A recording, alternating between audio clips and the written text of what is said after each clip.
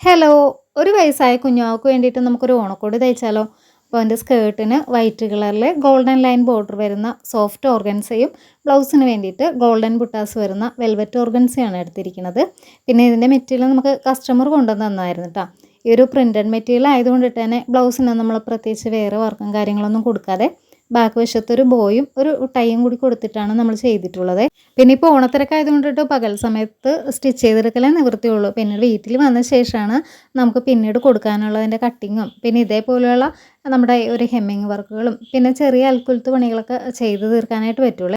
Sugar beads കൊടുത്തിട്ട് താഴെ വലിയ പേൾ ബീഡ് കൊടുത്തിട്ടുള്ള ഒറ്റ ലെയർ ഹാങ്ങിങ്ങിന് പകരം നമ്മളതിൻ്റെ പാറ്റേൺ ഒന്ന് മാറ്റിയിട്ടാണ് ഈ ഒരു ബ്ലൗസിൽ ചെയ്തിരിക്കണത്.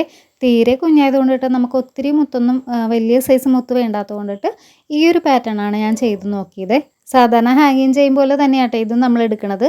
തൂക്കിയിടുന്ന ആ ഒരു മുത്തിന് പകരം അതുകൂടി നമ്മൾ ആദ്യത്തെ മുത്തിനുള്ളിലേക്ക് കോർത്തെടുക്കണമെന്നേ ഉള്ളേ. ഈ ഒരു ഡ്രസ്സിൻ്റെ വീഡിയോ എടുക്കുന്ന ടൈമിൽ അതിൻ്റെ ഹെമ്മിങ്ങും ബോയിന്നും നമ്മൾ തുന്നി പിടിപ്പിച്ചിട്ടുണ്ടായിരുന്നില്ല കേട്ടോ. അന്നേരത്തെ ആ ഒരു ധൃതിക്കിടക്ക് ഒന്നത് പിൻ ചെയ്ത് വെച്ചിട്ട് മാത്രമാണ് നമ്മൾ ഈ ഒരു വീഡിയോയിൽ കാണിച്ചിരിക്കണത്.